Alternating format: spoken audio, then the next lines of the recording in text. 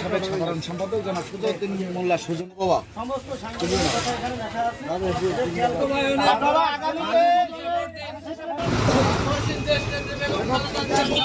আপনারা সবাই ধানের শীষের পাশে থাকবেন।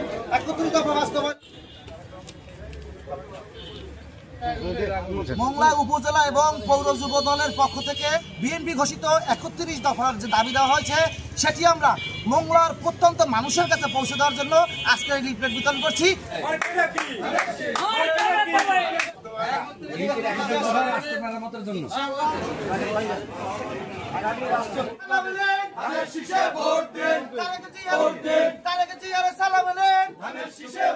সাধারণ সম্পাদক সুজউদ্দিন মোল্লা সুজনের আগামী জাতীয় সংসদ নির্বাচনে